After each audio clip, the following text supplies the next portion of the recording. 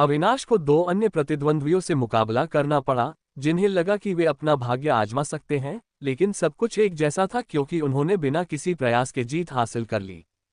हालांकि बाद में उसे पद छोड़ना पड़ा क्योंकि उसे चुनौती देने वाला कोई भी आत्मविश्वासी नहीं था। अवनी गुस्से से दांत पीस रही थी क्योंकि उसे कोई ऐसा कारण नहीं सूझ रहा था जिससे आरव के साथ रहने के कुछ ही दिनों बाद अविनाश इतना मजबूत हो जाए। जरूर इसका आरव से कुछ लेना देना था, नाइट ने उसके बगल से कहा। उसे लगभग पूरा यकीन था कि वह क्या सोच रही थी। अवनी ने मासूम बनने की कोशिश करते हुए जवाब दिया। ओह बेवकूफ मत बनो, मैं देख रहा हूं कि तुम उन्हें कैसे देखते रहते हो, और मुझे लगता है कि मुझे तुम्हें बताना चाहिए। क्या तुम्हें एहसास नहीं है कि जब हम आरव के साथ लड़े थे तब भी हम बेहतर होते दिख रहे थे? वह हमें यह निर्देश देने में अच्छा था कि कौन सा मंत्र इस्तेमाल करना है। नाइट ने अवनी को अपना सिद्धांत समझाया। फिर भी वो एक सामान्य मध्यटीय एक जादूगर से ज्यादा ताकतवर लगता है। अगर आप मुझसे पूछें तो वो एक उच्चटीय एक जादूगर जितना ही ताकतवर था, जो कि हास्यास्पद है। अवनी ने हार मानकर आह भरी। बाकी लड़ाई उबाऊ थी और अविनाश के मुकाबलों की बराबरी नहीं कर सकी।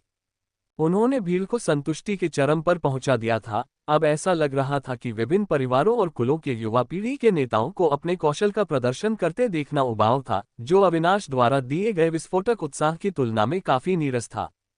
हर कोई आरव की ओर देखता रहा, जो अभी भी सो रहा था, और उन्हें आश्चर्य हो रहा था कि उसके जैसा कोई व्यक्ति अविनाश जैसे शक्तिशाली राक्षस का नेतृत्व कैसे कर सकता है। कुछ लोगों ने तो ये भी सवाल उठाया कि क्या वह पहले ही उच्चटीय एक जादूगर क्षेत्र में पहुंच चुका है, लेकिन जब उन्हें याद आया कि अगले रैंक पर जाना कितना कठिन है, तो उन्होंने इस विचार को तुरंत खारिज कर दिया। भोज का समापन गॉर्डन परिवार द्वारा अविनाश की लड़ाई के बाद बिना किसी बल प्रयोग के अपने प्रभुत्व का प्रदर्शन करने के साथ हुआ। आरव पूरे मैच के दौरान सोता रहा और आथा उसे अपनी पीठ पर लादकर नई गाड़ी की ओर ले जाते हुए भी सो रहा था। नाइट और अवनी ने सार्वजनिक रूप से आरव को मना कर दिया था, इसलिए आथा को लगा कि उसने उसकी प्रतिष्ठा धूमिल कर दी है, इसलिए आथा को उनके साथ दोबारा बैठने में कोई दिलचस्पी नहीं थी। आरव गहरी नींद में सो रहा था, उसकी नाक से खर्राटों की आवाज निकल रही थी, जो हवा में एक हास्यास्पद गुब्बारे जैसी आवाज बन गई थी। अभी अभी जो कुछ हुआ था उससे बेखबर उसके जोर जोर से खर्राटों ने अवनी को और भी परेशान कर दिया, हालांकि वह उसे दोष नहीं दे सकता था। आखिरकार वह कई दिनों से जाग रहा था, अथक प्रयास कर रहा था लावा गोलेम बनाने का, लेकिन बुरी तरह नाकाम रहा था। प्राचीन कुलपति की पुस्तक का मार्गदर्शन उसके पास होने के बावजूद अंततः थकान ने उसे जकड़ लिया, जिससे वह गिर पड़ा और एक अच्छी नींद में सो गया। हाँ, बहुत बढ़िया काम है, मुझे बहुत पसंद आया, खासकर आपका प्रदर्शन। जैसे ही ड्रीको आथा और अविनाश के पास पहुंचा, हवा में एक तेज आवाज गूंज उठी।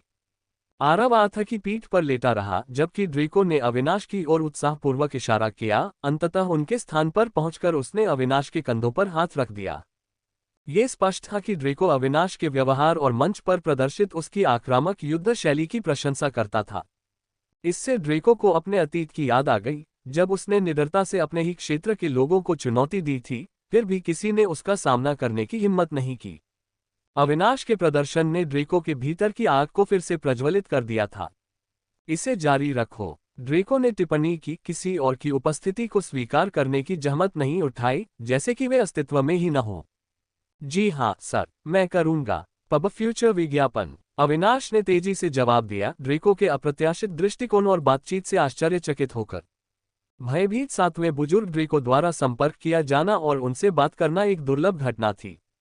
क्या यह अभी हुआ? अविनाश, आप कबीले में एक स्टार बनने जा रहे हैं। जब आप स्नान करते हैं तो अपने कंधों को धोने के बारे में भी मत सोचो। वास्तव में अपनी कमर से ऊपर स्नान मत करो। आथा ने हौंफते हुए कहा। वह स्पष्ट रूप से घटनाओं के इस मोड़ से आश्चर्यचकित था। जो कुछ भी, अविनाश बुदबुदाया, आथा के साथ मजाक करने के लिए बहुत कमजोर। वह अनुभव से जानता था कि उससे बहस में कभी कोई नहीं जीत सकता। आथा हमेशा जवाब देने में कामयाब रहता था। इसके अलावा अविनाश कभी भी आथा के चुटकुलों को गंभीरता से नहीं लेता था। ड्रेको के चेहरे पर मुस्कान थी, लेकिन अवनी के पास से गुजरते समय उसके चेहरे पर अचानक घृणा का भाव आ गया। उसने फर्श पर थूक दिया, जिससे आथा द्वारा अन्य परिवार और कबीले को चुनौती दिए जाने के दौरान उसके व्यवहार के प्रति उसकी नाराजगी स्पष्ट हो गई। हालांकि जब भी ड्रेको ये सोचता कि अविनाश ने मंच पर किस प्रकार से कब्जा कर लिया था, तो उसकी घृणा अस्थायी रूप से युवा योद्धा के प्रति प्रशंसा की झलक में छिप जाती थी। उसे एक बार फिर खुशी का एहसास हुआ। ड्रेको ने कुलपति का जिक्र करते हुए कहा, मैं अंततः उस बूढ़े आदमी के सामने अपनी बड़ाई कर सकता हूँ। यदि आरव ने ये सुना होता तो वह निश्चित रूप से चौंक जाता, क्योंकि वह अकेला ऐसा बेशर्म व्यक्ति था जो अपने दादा को बूढ़ा कहता था। चलो घर चले, ड्रेको ने घोषणा की और वे सभी अपनी गाड़ी में सवार होकर वापस अपनी यात्रा शुरू कर दी। योजक चिन्ह, आपको निराश करने के लिए क्षमा करें, ब्री ने उनके साथ आए बुजुर्ग से माफी मांगी। माफी मांगने की कोई जरूरत नहीं है। उस आदमी की ताकत देखने के बाद ये स्पष्ट था कि आपके पास उसके खिलाफ कोई मौका नहीं था। आप उसे अपनी पूरी ताकत का उपयोग करने के लिए मजबूर भी नहीं कर सकते थे, फ्रिडाल कबीले के बुजुर्ग ने जवाब दिया। क्या? ब्री यह जानकर आश्चर्यचकित थी कि अविनाश ने अपनी पूरी शक्ति भी नहीं दिखाई थी। लेकिन चिंता मत कीजिए, हमारे पास एक योजना भी थी और मुझे विश्वास है कि वे अब उस पर अमल कर रहे हैं, बुजुर्ग ने आश्वासन दिया। जैसे ही गॉर्डन कबीले की गाड़ियां शहर के सरदार के महल से निकली, उन्हें एहसास हुआ कि कोई उनके पीछे आ रहा है। शुरुआत में उन्होंने इसे अपने कई प्रशंसकों में से एक या उनके ही रास्ते पर चल रहे किसी व्यक्ति के रूप में नजरअंदाज कर दिया। उन्होंने जांच करने की जहमत नहीं उठाई। हालांकि जैसे जैसे वे आगे बढ़े, ये स्पष्ट हो गया कि वे एक घात में फंसने वाले थे, जहां आगे काले कपड़े पहने 3 व्यक्ति उनका इंतजार कर रहे थे। मैं देखना चाहता हूं कि मुझे रोकने की हिम्मत कौन करता है, ड्रेको ने गाड़ी से बाहर आते हुए कहा। उसकी आभा बहुत शक्तिशाली थी और उसके नीचे की जमीन में दरार पड़ रही थी। और काले कपड़े पहने 2 आकृतियों ने जवाब में अपनी आभा छोड़ी। हम्फ 2T6 जादूगर, अगर तुम्हें लगता है कि तुम मुझे इस नंबर से मार सकते हो तो दोबारा सोच लो, ड्रेको ने ताना मारा। किसने कहा कि हम तुम्हें मारने में दिलचस्पी रखते हैं? अरे नहीं नहीं नहीं ड्रेको, तुम्हें अपना अहंकार थोड़ा कम करना होगा। हम यहाँ किसी और के लिए हैं, किसी ऐसे व्यक्ति के लिए जिसके बारे में हमें लगता है कि वह तुमसे भी ज्यादा खतरनाक हो सकता है, काले कपड़ों में से एक आदमी ने कहा। पब फ्यूचर विज्ञापन, क्या? हा, मुझे यकीन नहीं हो रहा कि तुम उस छोटे बच्चे से डर रहे हो, अविनाश। इससे तो यही पता चलता है कि गॉर्डन्स कबीला किसी टियर 2 शहर में बसने से ज्यादा दूर नहीं है। ड्रेको ने शेखी बघारी, उन्हें इस बात की भी परवाह नहीं थी कि अविनाश में उनसे अधिक क्षमता है। उन्होंने सचमुच आशा व्यक्त की कि युवा पीढ़ी और भी अधिक मजबूत व्यक्तियों को जन्म देगी, जिससे भविष्य में परिवार की ताकत एक नए स्तर पर पहुंच जाएगी। बेवकूफ, तुम्हें तो पता ही नहीं कि हम किसके बारे में बात कर रहे हैं। तुम्हारा घमंडी रवैया कभी नहीं बदला, जिससे यह और भी आसान हो जाता है। हमारी जानकारी के अनुसार अविनाश तो बस उसका जनरल है ना? काले कपड़ों में से एक आदमी ने ताना मारा। रुको, तुम कुलपिता के पोते की बात कर रहे हो? अच्छा, तो फिर मुझे तुम्हें मारना ही पड़ेगा, क्योंकि ऐसा कभी नहीं होगा, ड्रेको ने जवाब दिया। उसका चेहरा अब गुस्से से भर गया था। उसने तेजी से अपने स्पेस पाउच से कुछ निकाला। थैली से 2 गोलेम निकले, जो अपनी भयावह उपस्थिति के कारण राक्षसों जैसे लग रहे थे। एक ड्रेको से भी लंबा था, जिसके लंबे घुमावदार सींग थे, जबकि दूसरा बाघ के आकार का था। दोनों गोलेम के शरीर के चारों ओर बहते लावा की दरारें थीं, जो उनकी छाती पर लगे क्रिस्टल से जुड़ी हुई थीं। लावा गोलेम, अब उस पर हमला करो, ड्रेको की ओर बढ़ते हुए काले कपड़े पहने लोगों ने आदेश दिया। सींगों वाले गोलेम ने लावा तलवार निकाली, दहाड़ते हुए और अपनी शक्तिशाली आभा छोड़ते हुए। यह एक टियर 5 गोलेम था। बाघ के आकार का दूसरा गोलेम बेफिक्र रहा, उसके पंजे लावा की शक्ति से प्रज्वलित हो रहे थे और उसने एक जोरदार गर्जना की, जिससे हवा में झटके महसूस हुए। मैं गॉर्डन परिवार के सभी अनुयायियों से मेरी बात सुनने का आग्रह करता हूं। हम पर घात लगाकर हमला किया जा रहा है और मैं आप सभी की रक्षा करने में अपनी असमर्थता के लिए क्षमा चाहता हूं। मैं इन उपद्रवी लोगों का ध्यान रखूंगा, ड्रेको ने पुकारा। हमारे सभी दुश्मनों को मार डालो, ड्रेको ने आदेश दिया। जैसे ही वह और उसके गोलेम आकाश में उड़े, काले कपड़े पहने लोग उसके साथ शामिल हो गए। उनकी लड़ाई परिवार के छोटे सदस्यों से दूर ऊपर आकाश में हुई। ड्रेको को आरव के बारे में ज्यादा जानकारी नहीं थी, लेकिन ये तथ्य कि ये हत्यारे उसे महत्व देते थे, उसे लड़के को बचाने के लिए और अधिक कारण दे गया। ऐसा कोई तरीका नहीं था जिससे वह कुलपति के पोते को मरने दे, क्योंकि उसने अकेले ही सभी की रक्षा करने का वादा किया था। उसे मारना सुनिश्चित करो, काले कपड़े पहने लोगों ने अपने समूह के तीसरे सदस्य को निर्देश दिया। बहुत खुशी के साथ, बड़े, उस व्यक्ति ने जवाब दिया, जैसे ही पीछे से आ रहा समूह उसके पास पहुंचा और उसने अपनी आभा छोड़ी। ये 50 एक जादूगरों की एक सभा की तरह था जो गॉर्डन परिवार की युवा पीढ़ी पर नरक लाने के लिए तैयार थे। मुझे लगता है अब समय आ गया है कि हम उसे जगा दें। आखिरकार उसने कहा था कि जब चीजें दिलचस्प हो जाए तो उसे जगा देना। मुझे लगता है कि ये दिलचस्प से भी बढ़कर है, आर्थर ने टिप्पणी की। हम, अविनाश ने सहमति में सिर हिलाया और अपनी तलवार निकालकर युद्ध में शामिल होने के लिए तैयार हो गया। अविनाश ने बिना समय गंवाए गाड़ी से कूदकर अपने कबीले के बाकी बच्चों के साथ बचाव के लिए तैयारी की। लेकिन वह किसी से भी बेहतर जानता था कि जब आरव जागेगा तो यह और भी आसान हो सकता है अगर वह अपने गोलेम को छोड़ दे। अरे आरव उठो! आर्थर ने आरव को थपथपाया, उसकी आलसी आंखें धीरे धीरे खुल गईं और उसने अपना शरीर तान दिया। क्या अब मेरी बारी आ गई है? ओह, हम फिर से भोज में नहीं हैं बॉस, असल में हमें हमारे पीछे भेजे गए इन हत्यारों से लड़ने के लिए आपकी मदद की जरूरत है, आर्थर ने कहा। आरव की आंखों में उस समय ऊर्जा वापस आ गई जब उसने हत्यारों की आवाज सुनी। सातवें बड़े कहाँ हैं? आरव ने पूछा, क्योंकि वह इस बात से हैरान था कि एक छठे स्तर के जादूगर की निगरानी में ऐसा कैसे हो सकता है। वह 2 टियर 6 जादूगरों के खिलाफ लड़ रहा है और उसे उम्मीद है कि हम उन्हें जल्दी हरा पाएंगे। ठीक है, तो चलो इन बेवकूफों को दिखा दें कि गॉर्डन परिवार के साथ दोबारा पंगा न लें। आर्थर, क्या आप कम से कम ऐसे अश्लील शब्द कहना बंद कर सकते हैं? आप युवा पीढ़ी के नेता हैं और इस समय गॉर्डन परिवार का चेहरा हैं। आर्थर ने अपने चेहरे पर पराजित भाव के साथ कहा। अरे यार, इन सब को मार डालो, आरव ने कहा और लीजन और टाइटन दोनों को छोड़ दिया और उन पर हमला कर दिया, साथ ही एक पृथ्वी भाला भी बनाया। आर्थर उससे ज्यादा दूर नहीं था, उसके चारों ओर 10 सुनहरे ब्लेड घूम रहे थे, जिससे एक छोटी सी संरचना बन गई थी जो भयावह लग रही थी। आरव ने भाले को देखा और महसूस किया कि यह उसे बहुत अधिक विशेषताएं नहीं देता, क्योंकि यह अभी भी एक स्तर का था। यारो, मुझे तो पहले से ही समतल किया हुआ भाला साथ ले आना चाहिए था, आरव ने मन ही मन शिकायत की, लेकिन वह रुका नहीं और दौड़ता हुआ जल्द ही उस आखिरी गाड़ी के पास पहुंच गया जहां लड़ाई हो रही थी। वह पहले से ही अविनाश का आकार देख सकता था। यह इतना अनोखा था कि उसे कभी भी किसी अन्य व्यक्ति के लिए गलत नहीं समझा जा सकता था, क्योंकि कोई अन्य छोटा व्यक्ति नहीं होगा जो इतनी कुशलता से महान तलवार का उपयोग करता था। वह अवनी और नाइट दोनों को भी देख सकता था जो बाकी की सहायता करते हुए हमलावरों की संख्या को बनाए रखने के लिए संघर्ष कर रहे थे। लेकिन वह जानता था कि अगर ऐसा ही चलता रहा तो वे जल्दी ही हार जाएंगे, क्योंकि उनकी सहनशक्ति इतनी लंबी लड़ाई के लिए सक्षम नहीं होगी। केवल आर्थर और अविनाश ही ऐसा कर सकते हैं, क्योंकि जब से उन्होंने आरव के साथ रहना शुरू किया है, वे लड़ते, खाते, खेती करते और सोते रहे हैं।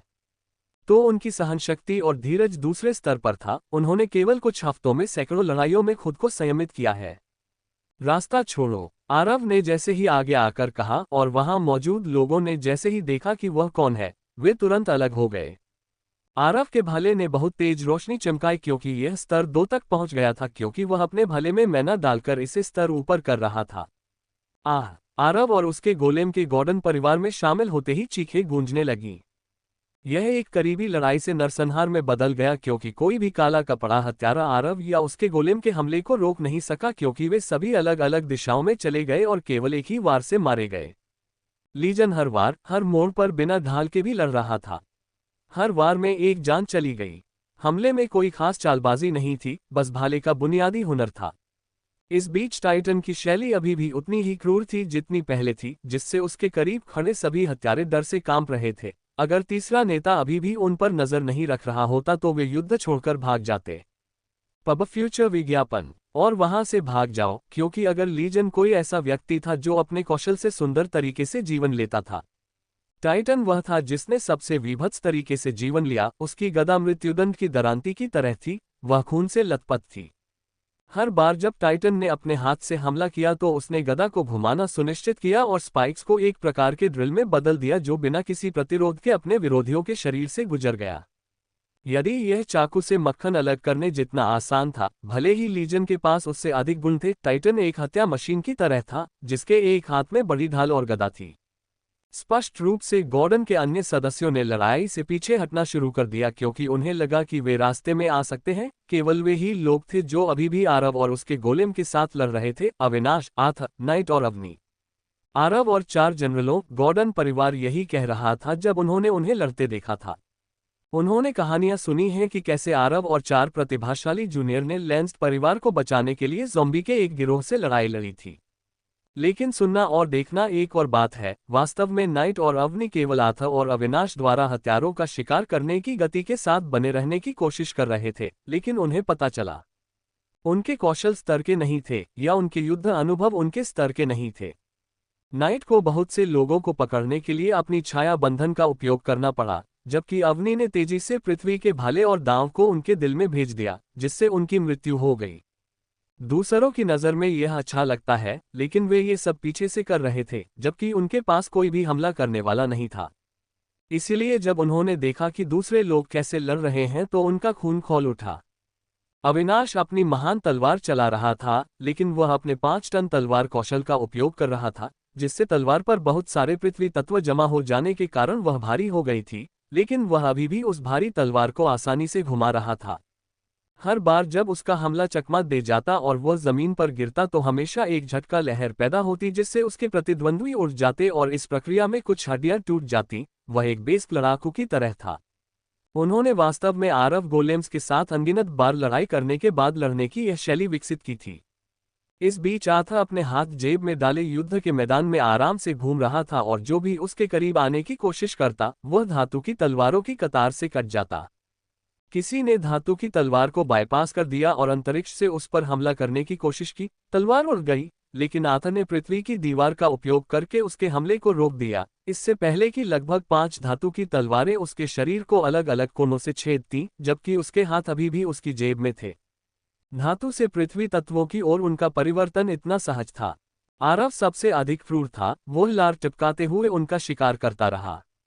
जिसे अन्य लोग युद्ध के रूप में देखते थे, उसे वह अपने नए उन्नयन के लिए मुफ्त अनुभव के रूप में देखता था, क्योंकि काफी समय हो गया था, उसे लड़ने के लिए बहुत सारे दुश्मन मिले थे और अनुभव प्राप्त करने के लिए खेती करना उसके लिए बहुत उबाऊ था।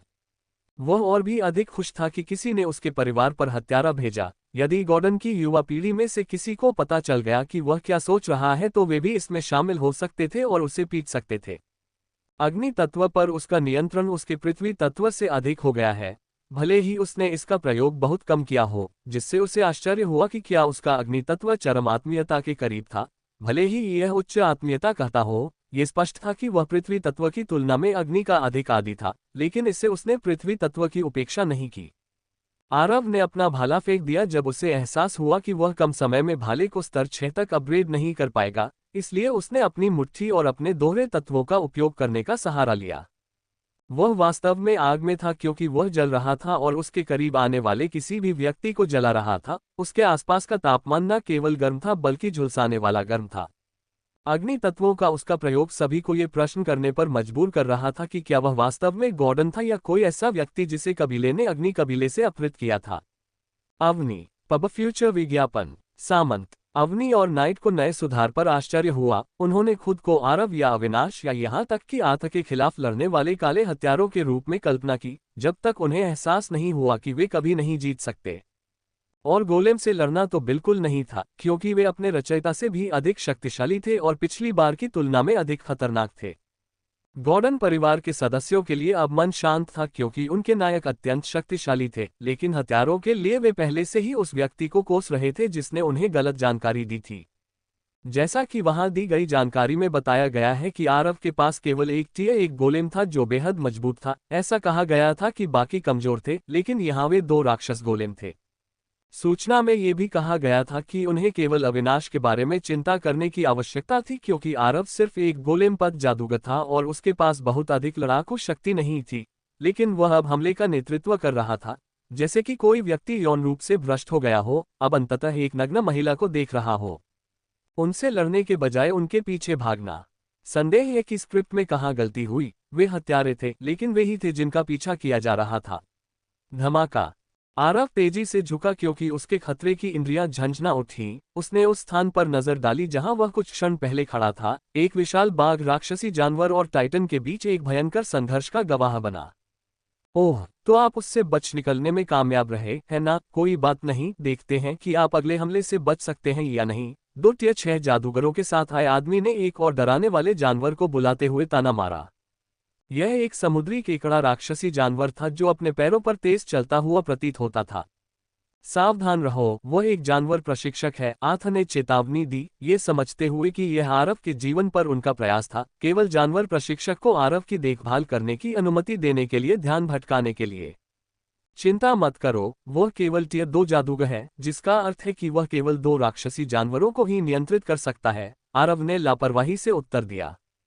चिंता मत करो अपने सर, वह एक सफेद धारी वाला राक्षसी बाघ है, एक टियर 2 राक्षसी जानवर। आथा ने आरव का सामना किया, अपनी आवाज को ऊंचा करके शिकायत की, लेकिन जो कुछ उसने देखा उसे देखकर चुप हो गया। यह दृश्य उसके लिए असहनीय था, क्योंकि टाइटन ने बिना किसी तनाव या पलटवार का मौका दिए बाघ पर आसानी से हमला कर दिया। जब भी बाघ उस पर झपटता, टाइटन अपने आप को ढाल लेता और अपनी गदा से जवाबी हमला करता, जिससे बाघ के शरीर पर अलग अलग स्तर के घाव हो जाते। ये स्पष्ट था कि यदि ऐसा ही चलता रहा तो बाघ अत्यधिक रक्तहानि के कारण मर जाएगा। इस बीच आरव ने केकड़े, जो कि टिया 1 का राक्षसी जानवर था, को गंभीरता से नहीं लिया। आरव, तुम्हें यह समझना होगा कि राक्षसी जानवरों का शरीर हम इंसानों से ज्यादा मजबूत होता है, इसे अपने पास मत आने देना। आथा ने गुस्से में चेतावनी दी, जब उसने देखा कि आरव ने सभी सावधानियों की अनदेखी करते हुए लाल राक्षसी केकड़े की ओर दौड़ लगा दी, जिसका आकार पृथ्वी पर एक वयस्क कुत्ते के बराबर था। मैं ये बात जानता हूँ, और मेरे बूढ़े पिता की तरह व्यवहार करना बंद करो, कृपया हथियारों के बचे हुए अवशेषों का भी ख्याल रखो, आरव ने गुस्से से कहा। जैसे ही उसने अपने हाथ आगे बढ़ाए, आसपास के अग्नि तत्व उसकी हथेलियों में एकत्रित हो गए। अपनी मुट्ठी भींचकर उसने अपनी संकुचित शक्ति का प्रयोग किया। लेस देन निम्न स्तरीय मंत्र अग्नितोप, ग्रेटर देन। आरव के मुके ने आग के तत्वों को अविश्वसनीय गति से केकड़े की ओर धकेल दिया, जो लाल लेजरों की एक पंक्ति जैसा था। अपनी दुनिया में लेजरों की अपनी समझ से ज्ञान प्राप्त करते हुए आरव ने अपने फायर फिस्ट मंत्र की शैली को बदल दिया था। जैसे ही लेजर की आग केकड़े तक पहुंची, उसका कठोर बाह्य कंकाल पिघल गया, जिससे वह जानवर तुरंत मर गया। लानत है, जानवर को काबू करने वाले ने दर्द से अपनी छाती पकड़ते हुए कहा। चूंकि वह जानवर उससे जुड़ा हुआ था, इसलिए उसकी मृत्यु का प्रभाव उस पर भी पड़ा। आथा का मुंह खुला का खुला रह गया जब उसने देखा कि आरव ने अपनी अग्नि मुट्ठी को एक बिल्कुल नए मंत्र में बदल दिया। आप बहुत अच्छे हैं, बॉस। आथा ने पहले जो कुछ कहा था उसे भूलकर अचानक बोल दिया, क्योंकि जानवर को काबू करने वाला फिर से चिल्लाया, जिससे उनका ध्यान दूसरे जानवर की ओर चला गया। और उन्होंने देखा कि टाइटन ने अपनी गदा को सफेद धारीदार राक्षसी बाघ की क्षतिग्रस्त खोपड़ी से हटा दिया था, जो अब मर चुका था। दोनों जानवर अब मर चुके थे। जानवरों को वश में करने वाले के लिए यह दर्द सहन करना बहुत कठिन था। पब फ्यूचर विज्ञापन। जानवर को काबू करने वाला चिल्लाया और बेहोश हो गया। अरे अविनाश, इसे कसकर बांध दो, हम इसे पूछताछ के लिए ले जा रहे हैं, आरव ने अजीब भाव से निर्देश दिया। हाँ बॉस, अविनाश ने तुरंत जवाब दिया। बॉस, आप फिर से सार्वजनिक रूप से अजीब चेहरा बना रहे हैं। आरव, आप किस चेहरे की बात कर रहे हैं? मैं तो बिल्कुल सामान्य दिखता हूँ। नहीं बॉस, आप इस समय बहुत ही चतुर दिख रहे हैं। मुझे उस आदमी पर तरस आ रहा है जिससे आप पूछताछ करने वाले हैं, आथा ने टिप्पणी की। जो भी हो, आरव ने आसपास के वातावरण पर नजर डाली और पाया कि अधिकांश हत्यारे या तो मर चुके थे या ये समझकर भाग गए थे कि वे लड़ाई नहीं जीत सकते। यदि आरव चाहता तो वह अपने गोलेम को बुलाकर शेष शत्रुओं को आसानी से समाप्त कर सकता था। हालांकि वह अभी अपनी शक्तियों को उजागर करने के लिए तैयार नहीं था, खासकर तब जब वह जीवन के लिए खतरा पैदा करने वाली स्थिति में नहीं था। वह पीछे मुड़ा और पाया कि गॉर्डन परिवार की अधिकांश युवा पीढ़ी प्रशंसा भरी निगाहों से उसकी ओर देख रही थी। ओह, मैं तो फंस गया, आरव ने मुस्कुराने की कोशिश की। उसने देखा कि अवनी उसे गौर से देख रही थी, जिससे वह भी मुस्कुराने लगा। उसे इस बात का पता नहीं था कि सोते समय उसके साथ क्या हुआ था। जैसे ही वह आथा के साथ हंसी मजाक करने वाला था, उनके ऊपर के बादल छट गए और ड्रेको नीचे उतरकर दृश्य का जायजा लेने लगा। ये देखकर कि उन्होंने सभी हथियारों से निपट लिया है, ड्रेको हैरान लेकिन प्रसन्न दिखाई दिया। उसने चारों ओर देखा और देखा कि अविनाश एक बंधे हुए व्यक्ति को पकड़े हुए है और आरव के बगल में खड़ा है। उन्होंने मान लिया कि अविनाश ही इसके लिए जिम्मेदार है, लेकिन आरव इतना थक गया था कि उसे सही नहीं कर सका, क्योंकि ड्रेको ने असुविधा के लिए माफी मांगी और उन्हें आश्वस्त किया कि वे जल्द ही अपनी यात्रा जारी रखेंगे। जैसे ही ड्रेको आगे बोलने के लिए मुड़ा, उसने देखा कि आरव की लार टपक रही थी और उसकी निगाहें उसके पीछे टिकी हुई थीं। उत्सुकतावश ड्रेको ने आरव की निगाहों का अनुसरण किया और पाया कि वह अपने लावा गोलेम को गौर से देख रहा था। आसपास के अन्य गोलेमों को देखकर ड्रेको ये निष्कर्ष निकालने में सक्षम था कि आरव भी एक गोलेम पद जादूगर था। आपको इसे दूर रखना चाहिए, क्योंकि मुझे नहीं लगता कि हर कोई इतनी विभत्स चीज देखने में सहज नहीं होगा। आथा की आवाज ने ड्रेको को उसकी घबराहट से बाहर निकाला। अपने हाथ पर नजर डालते हुए ड्रेको को एहसास हुआ कि वह अभी भी उस हाथ को पकड़े हुए था जिसे उसने 2 टियर 6 जादूगरों के साथ लड़ाई के दौरान फाड़ दिया था। ओह, इसके लिए मुझे खेद है। मुझे आशा है कि आप बुरा नहीं मानेंगे, ड्रेको ने घबराहट से पूछा, यह महसूस करते हुए कि वह इस युवा से पहले की तरह सहजता से बात नहीं कर सकता था। तीनों बाकी लोगों से अलग दिख रहे थे, ड्रेको की मौजूदगी में आत्मविश्वास से लबरेज। आरव को छोड़कर, जो लार टपका रहा था और उस पल में बाधा डाल रहा था, वह मन ही मन उनके लिए चित्र बना रहा था।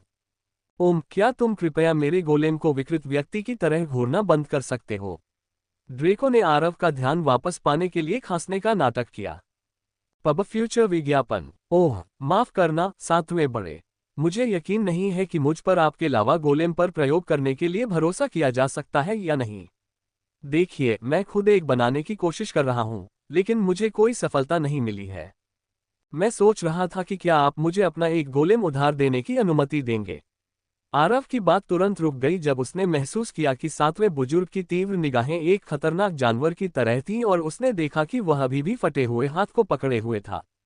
घबराहट में वह घुटकर हकलाया, ओह, क्या मैंने कुछ गलत कहा, बॉस? मुझे नहीं लगता कि मैंने तुम्हें ठीक से सुना। क्या तुमने अभी अभी मेरे गोलेम पर प्रयोग करने के लिए कहा था? क्या तुम समझते हो कि उन्हें इस स्तर तक लाने में कितनी मेहनत और संसाधन लगे होंगे? ड्रेको की आवाज तेज हो गई, लगभग चीखने जैसी। मुझे माफ करना, सर। कृपया इसकी चिंता मत कीजिए। खैर, बस इतना याद रखिए, मैं एक ऐसा लावा गोलेम बनाऊंगा जो आपके गोलेम से भी बेहतर होगा। आप इस पर भरोसा रख सकते हैं, आरव ने बात को ठीक करने की उम्मीद में कहा। जब ड्रेको ने आरव की आत्मविश्वास भरी टिप्पणी सुनी तो उसका गुस्सा शांत हो गया और उसके चेहरे पर मुस्कान आ गई। उन्होंने मन ही मन सोचा कि आत्मविश्वास का ये स्तर ठीक वैसा ही है जैसा अगले नेता में होना चाहिए। तो मैं तुम्हारा इंतजार करूंगा, ड्रेको ने जवाब दिया, उसे नई उत्सुकता महसूस हो रही थी।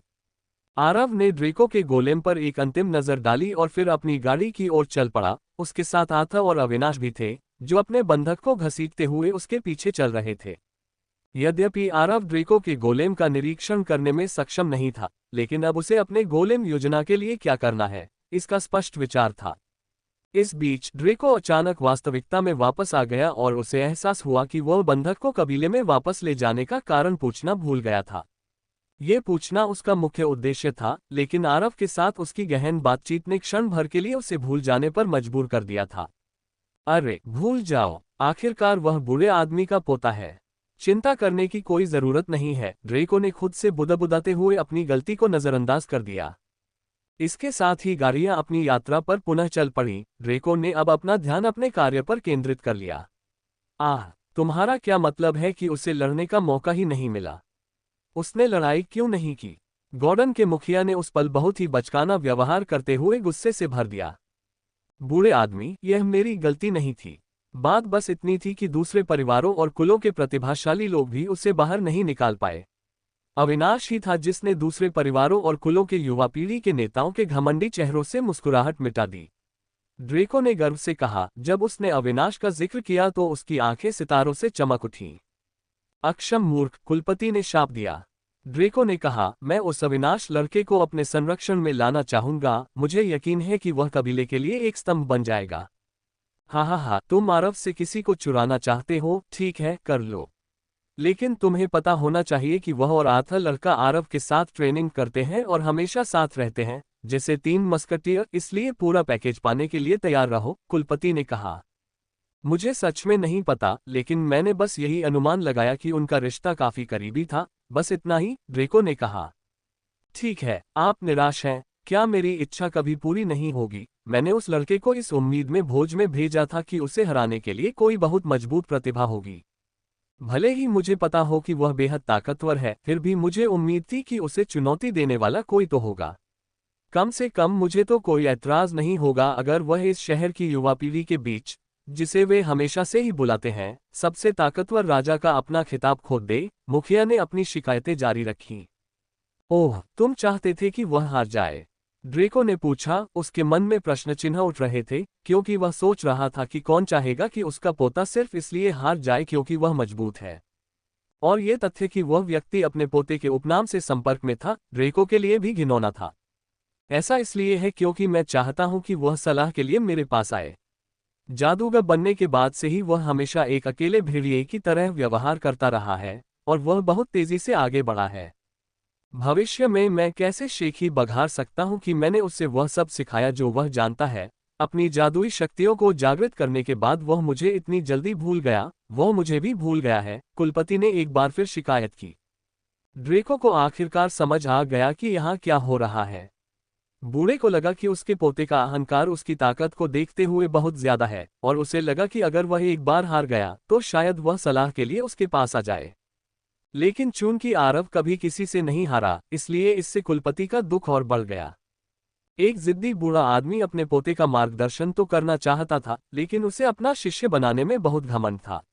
इसके बजाय वह चाहता था कि उसका पोता उसके पास आए।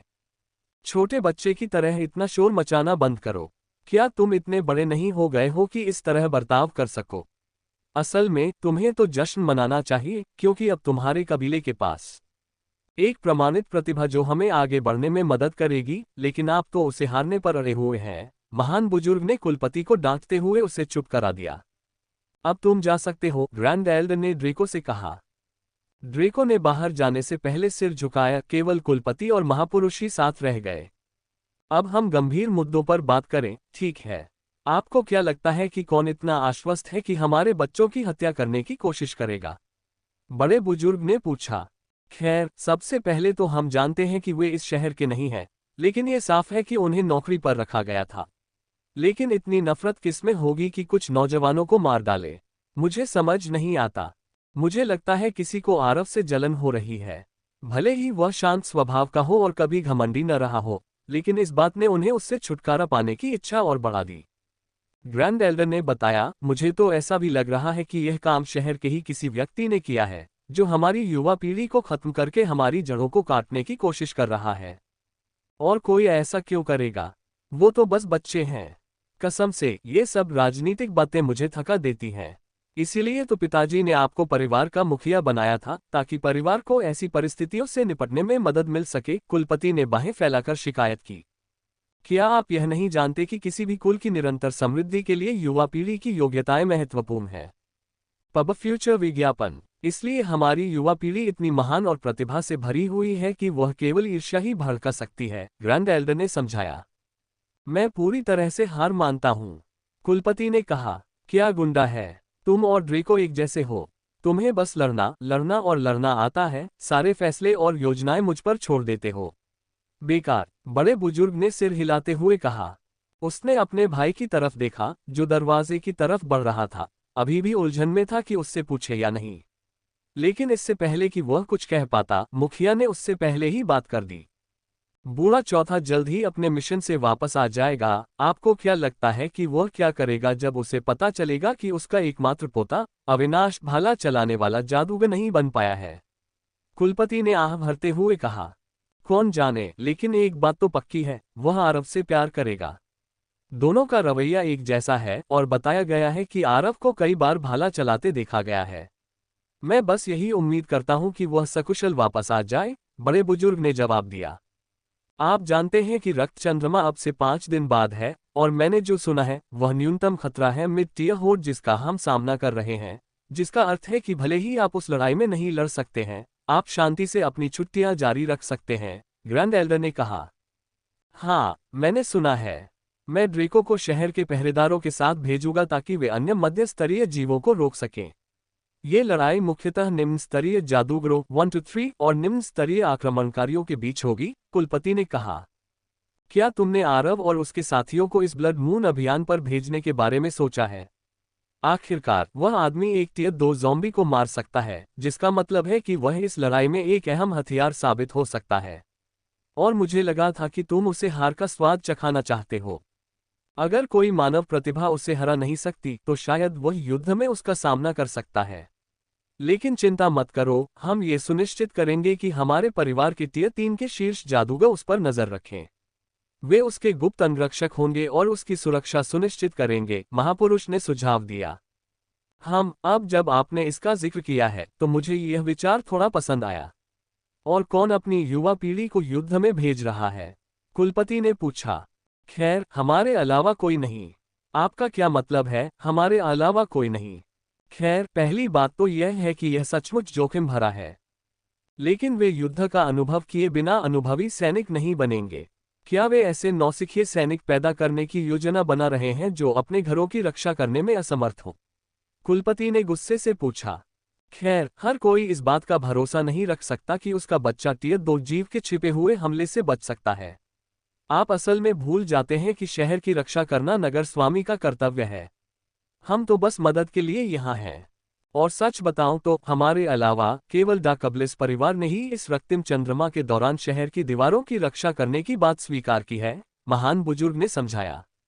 इतने कम लोग हैं कि वे बस दीवारों की सुरक्षा में रहते हैं जबकि दूसरे लोग वहां अपनी जान जोखिम में डालते हैं।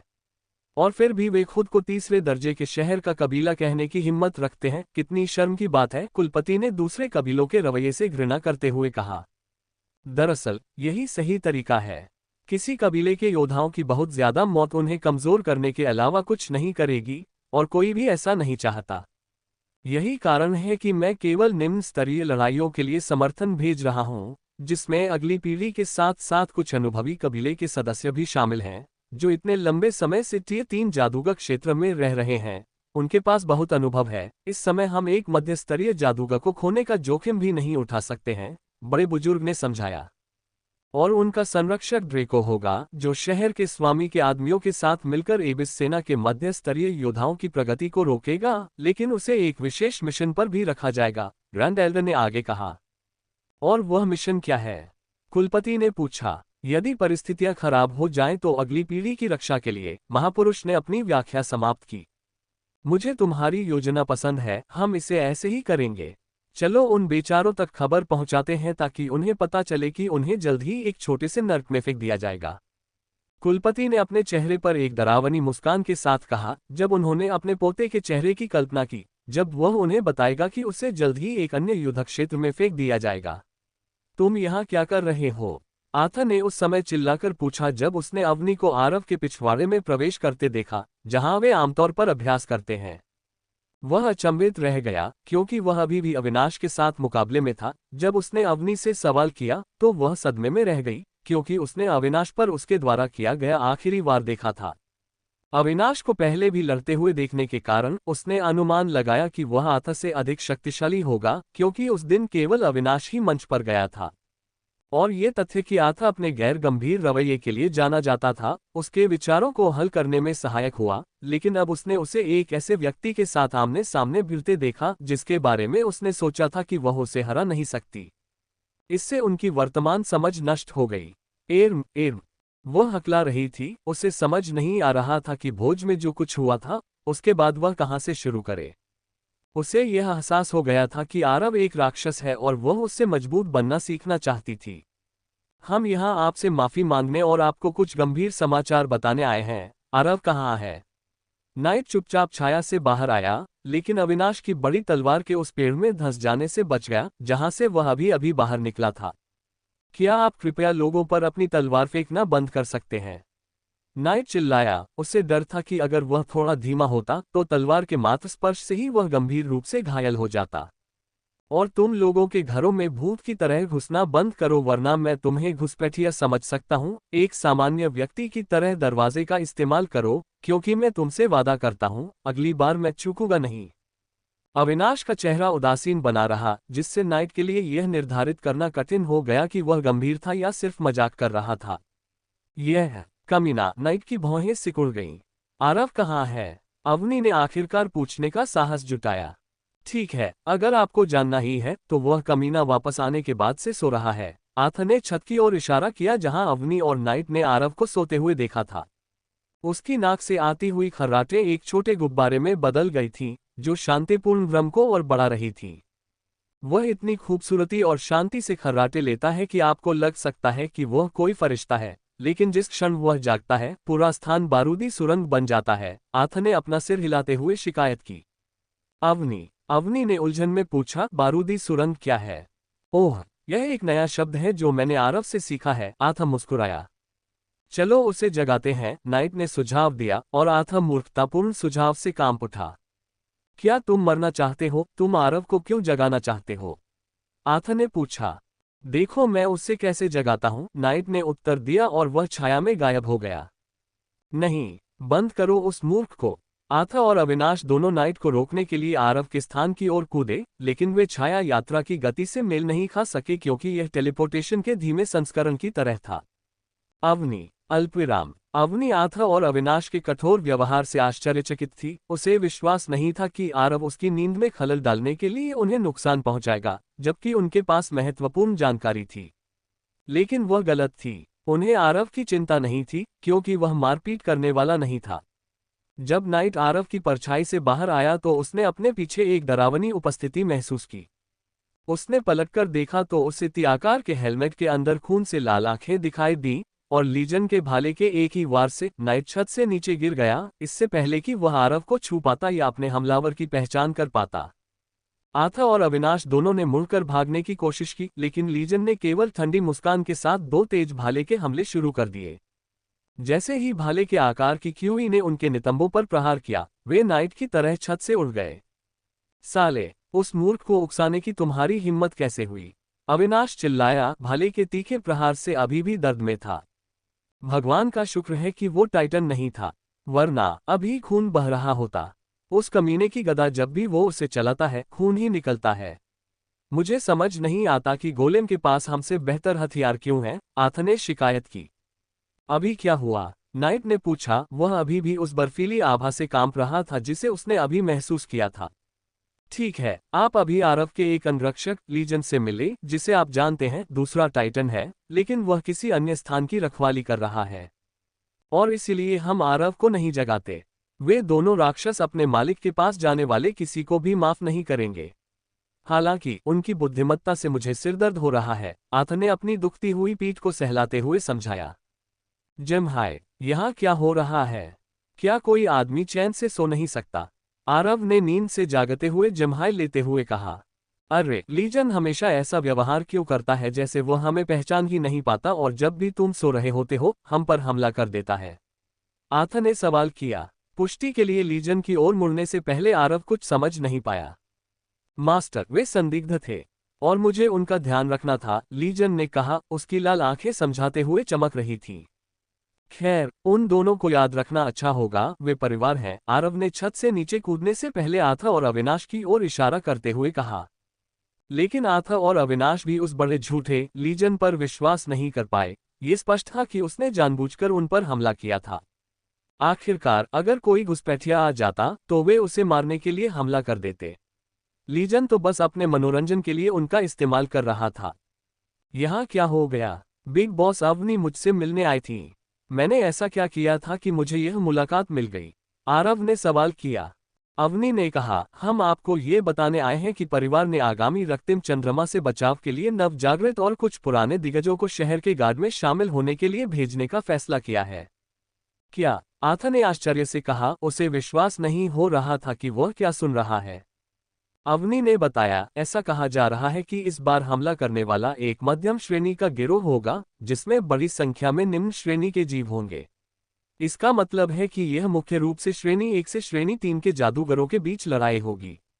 अवनी ने स्पष्ट किया, यहाँ तक कि जादूगर क्षेत्र में रैंक 7 तक पहुंच चुके पुराने राक्षस भी इस रक्त चंद्रमा में प्रतिस्पर्धा नहीं कर पाएंगे, क्योंकि क्षेत्र के आसपास रक्त चंद्रमा प्रतिबंध उनकी शक्तियों को प्रतिबंधित कर देगा यदि वे कभी भी हमला करते हैं।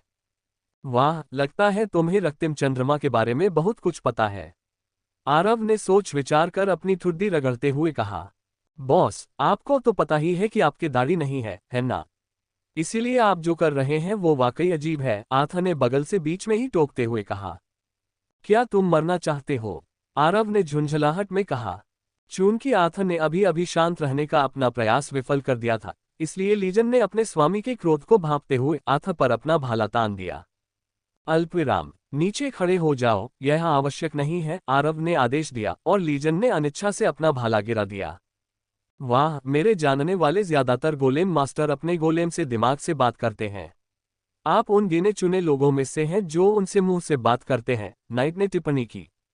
खैर, मेरे तरीके अनोखे हैं, आरव ने आत्मसंतुष्ट होकर उत्तर दिया। बहुत हो गई बातें, अब मुझे बताओ कि तुम मेरे घर क्यों आए हो, क्योंकि मैं यह नहीं मान सकती कि तुम मुझे सिर्फ यही जानकारी देने आए हो और बदले में कुछ और नहीं चाहते हो। आरव ने कहा। उसकी चंचल अभिव्यक्ति गायब हो गई। अंततः उसने एक दुर्लभ गंभीर अभिव्यक्ति दिखाई, क्योंकि वह लगभग कभी भी गंभीर नहीं होता था सिवाय तब जब वह एक नया गोलेम बना रहा होता था। अरे, हमारे बुजुर्गों ने कहा कि बेहतर होगा कि हम सब मिलकर टीमें बनाएं। अब जबकि हम ब्लड मून में भाग लेने वाले हैं, यह आवश्यक है क्योंकि हमें एक दूसरे के साथ तालमेल बिठाने की जरूरत है। नाइट ने आरव को जवाब देने से पहले ही उसे जल्दी से समझाया। ओह, पहला बुजुर्ग है ना? आरव ने पूछा। हाँ, नाइट ने खुशी से अपना सिर हिलाया जब उसने देखा कि आरव उसकी बात समझ रहा था। अच्छा, तुम हमारे पंखों पर सवार होकर सुरक्षित रहना चाहते हो और फिर यहाँ आकर मुझे झुकाने के लिए पहले बुजुर्ग का इस्तेमाल करने की हिम्मत कर रहे हो। क्या मजाक है? अगर तुम मुझसे तुम्हें साथ ले जाने की भीख मांग रहे हो तो ठीक से करो, आरव ने कहा और माहौल बदल गया। यहाँ तक कि टाइटन, जिसे उन्होंने पहले कभी नहीं देखा था, अचानक प्रकट हो गया और उन्हें पता ही नहीं चला कि गोलेम वहां कब पहुंचा। वह हर किसी के पास रेंगता हुआ आता था और उसके शरीर के चारों ओर का आभामंडल काले लाल रंग में रंग जाता था, क्योंकि वह उन लोगों को देखता था जो उसके स्वामी को क्रोधित करते थे। अवनी के सिर से पसीना टपकने लगा क्योंकि उसे एहसास हुआ कि आरव से बात करना आसान नहीं है। जब वह गुस्सा होता था तो काफी डरावना लगता था। उसके मन में उसकी लड़ाई के दृश्य घूम गए और उसे एहसास हुआ कि यह आदमी सिर्फ एक भेड़िया है जो भेड़ की तरह व्यवहार करना पसंद करता है और उसे बहुत जोर से धक्का नहीं देना चाहिए, अन्यथा वह काट सकता है। मुझे इस बात का खेद है, हम वास्तव में आपसे अनुरोध करने आए हैं कि आप हमें अपने साथ चलने दें और आपके साथ प्रशिक्षण भी लें ताकि हम रक्त चंद्रमा प्राणियों के हमले से पहले अच्छी तरह से साथ रह सकें। अवनी ने आरव की घबराहट को शांत करने के लिए कहा। अब आप बात कर रहे हैं, आपके पास क्या है? तनावपूर्ण माहौल ऐसे गायब हो गया जैसे वह पहले कभी था ही नहीं। जब आरव मुस्कुराने लगा और लीजन और टाइटन द्वारा जारी की जा रही हत्या की मंशा एक नाटक की तरह गायब हो गई। यहाँ तक कि टाइटन भी फिर से चला गया, जिससे बाकी लोग भ्रमित हो गए कि वह क्या कर रहा है, हमेशा किसी की नजरों से दूर रहा। अरे, आप सचमुच गंभीर नहीं हो सकते, बॉस, आथा ने आश्चर्य से कहा, क्योंकि वह महसूस कर सकता था कि आरव उसके खिलाफ नहीं था। अब उसे एहसास हुआ कि उसे आरव को यह बताना चाहिए था कि अवनी ने भोज में कैसा व्यवहार किया था। ठीक है, मैं ऐसा करूंगा, और वह भी तभी जब उसके पास देने के लिए कुछ अच्छा हो, आरव ने कहा। देखिए, भोज में आथा अवनी का पर्दाफाश करने ही वाला था कि आरव ने अपना हाथ उठाकर उसे रोक दिया। अवनी का शरीर कांप उठा जब उसे एहसास हुआ कि आरव को अभी तक उसके व्यवहार के बारे में पता भी नहीं है। फिर भी वह खुश थी कि उसने आथा को समय पर रोक लिया था। यदि ऐसा नहीं होता तो उसे शर्मिंदगी होती, यदि उसकी करतूत अभी उजागर हो जाती जब वह एक अजीब स्थिति में है। तो मिस अवनी, अगर मैं आपको अपने साथ ले जाऊं और आपको तथा आपके साथी को प्रशिक्षण भी दूं तो आप मुझे क्या देंगी? आरव ने कहा। आरव, हम एक ही कबीले से हैं, तुम हमसे जबरन पैसे ऐंठने की कोशिश क्यों कर रहे हो? नाइट ने विरोध किया। पहली बात, उस बेवकूफ को मुझे फिर से परेशान नहीं करना चाहिए, वरना तुम मुझे अलविदा कह सकते हो, आरव ने शूरवीर की ओर इशारा करते हुए कहा। पब फ्यूचर विज्ञापन सामंत। नाइट को काफी आश्चर्य हुआ क्योंकि उसे उम्मीद नहीं थी कि आरव उसे बेवकूफ कहेगा। अब दूसरे नंबर पर आते हैं। मैं तुमसे पैसे मांगने या मेरे लिए मरने के लिए नहीं कह रहा, मुझे बस थोड़ी मदद चाहिए, जैसे कोई जो मेरे लिए खाना बना सके। हम परिवार हैं, मैं तुम पर ज्यादा जोर नहीं डालूंगा, आरव ने आखिरकार अपने इरादे जाहिर कर दिए। मुझे बस किसी और के खाने को परखने में दिलचस्पी है। आखिरकार मुझे एक ऐसे भोज में जाना पड़ा जहां खाना परोसा ही नहीं गया था। उन्हें बस नाम बदलकर मार्शल कंपटीशन कर देना चाहिए था, ताकि लोगों को पता चले कि वहां खाना ही नहीं था। मैं वहां गलत इरादे से गया था, लेकिन बोरिंग मुकाबलों के दौरान सोता रहा, आरव ने झुंझलाहट में कहा। जैसे ही आथा और अविनाश ने आरव की खाने की मांग सुनी, उनके मुंह से लार टपकने लगी। ओह, मैं कोशिश करूंगी, अवनी ने कहा। कोई बात नहीं, जैसे ही हम आपका खाना चखेंगे, हम तय करेंगे कि आप हमारे साथ आ सकते हैं या नहीं, आरव ने कहा। पीछे मुड़कर देखने पर पता चला कि आथा और अविनाश दोनों ही उसे अंगूठा दिखाते हुए लार टपका रहे हैं। तुम दोनों खाने के शौकीनों को क्या हो गया है? खाना जल्द ही आ जाएगा, कम से कम ठीक से व्यवहार तो करो, आरव ने डांटा। नाइट ने तीनों पर मन ही मन हंसा, क्योंकि वह एक बहुत ही दिलचस्प नाटक को देखने के लिए इंतजार नहीं कर सकता था। योजक चिन्ह, योजक चिन्ह। अवनी ने जल्दी से खाना बनाना समाप्त किया और आरव और उसके साथियों के लिए उसे परीक्षण हेतु ले आई। आथा खुद को रोक नहीं सका और उसने अपने पास छिपाए हुए 5 चम्मच निकाले, जिनमें से दो आरव और अविनाश दोनों को दिए, जिन्होंने चेहरे पर मुस्कान लिए खुशी खुशी चम्मच एकत्र किए। फिर वह मुड़ा और नाइट तथा अवनी को 2 चम्मच दिए, जिससे नाइट ने ये कहते हुए अस्वीकार कर दिया कि उसे भोजन चखने में जरा भी रुचि नहीं है। अवनी ने चम्मच सौंपते समय अपने चेहरे पर उदासी का भाव देखा। वह जानती थी कि उसका खाना कितना खराब था और नाइट भी यह जानता था, इसलिए उसने उसे तुरंत अस्वीकार कर दिया। लेकिन वह इसे अस्वीकार नहीं कर सकती थी, अन्यथा वे उस पर संदेह कर सकते थे, खासकर तब जब खाना उसने ही बनाया था। अनिच्छा से उसने चम्मच स्वीकार कर लिया और आरव, अविनाश और आथा के साथ नूडल्स के छोटे बर्तन के चारों ओर बैठ गई, जबकि नाइट आंगन में बड़े पेड़ के सहारे झुक गया और आगामी तमाशा देखने के लिए एकदम सही जगह चुन ली। मैं इसका भरपूर आनंद उठाऊंगा, नाइट ने खुद से कहा। और लो, शर्माओ मत, खाना बनाना तो बस एक बनावटी परीक्षा थी, तुम तो परिवार का हिस्सा हो, तुम आज से ही हमारे साथ ट्रेनिंग शुरू कर सकती हो, आरव ने अवनी की पीठ थपथपाते हुए कहा। उसने पहला चम्मच उठाया और मुंह में डाल लिया। जैसे ही उसने चबाना शुरू किया, उसके चेहरे के भाव बदल गए, लेकिन उसने खुद को रोक लिया, क्योंकि वह अकेले तकलीफ सहने को तैयार नहीं था। उन्होंने आथा और अविनाश दोनों के चम्मच को अपने मुंह में डालने का इंतजार किया, और जैसे ही उन्होंने ऐसा किया, उनके चेहरे के भाव दुख में बदल गए।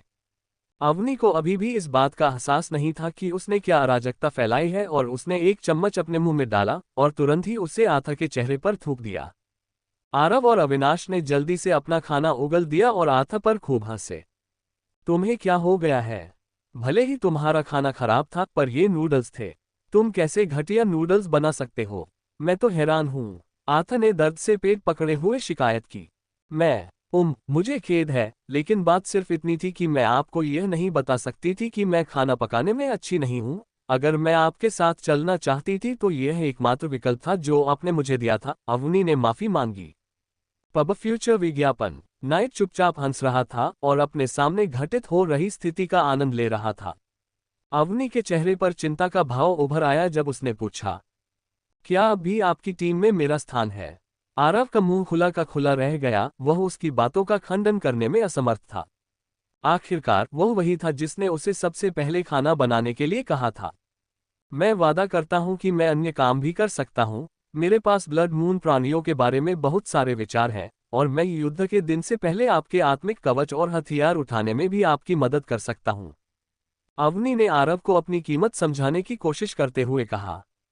सच कहा जाए तो अपने पेट दर्द के लिए उसे दोषी ठहराने के बावजूद आरव जानता था कि उन्हें ब्लड मून के बारे में बहुत जानकारी रखने वाले किसी व्यक्ति की आवश्यकता है, और इसमें कोई संदेह नहीं था कि अवनी के पास वह ज्ञान था। आप अंदर हैं, आरव ने फर्श पर गिरने से पहले पराजित भाव से कहा। अंततः वह दिन आ गया जब पूर्णिमा थी और परिवार का प्रत्येक सदस्य अत्यंत घबराया हुआ था। कोई भी इसके लिए तैयार नहीं था, क्योंकि प्रत्येक रक्तिम चंद्रमा के साथ बहुत सारी मौतें और हताहत होते थे। माताओं को नहीं पता था कि उनके बेटे वापस आएंगे या नहीं, और पत्नियां इस बात से अनजान थीं कि उनके पति द्वितीय आयामी जातियों के खिलाफ इस युद्ध से वापस आ पाएंगे या नहीं। एक प्रांगण में 5 किशोर अपने कवच और अन्य उपकरण पहने हुए युद्ध की तैयारी कर रहे थे, जबकि नाइट और अवनी घबराए हुए लग रहे थे। आरव, आथा और अविनाश बेफिक्र दिख रहे थे, मानो वे कुछ ही घंटों में जीवन मरण की लड़ाई में उतरने वाले नहीं थे।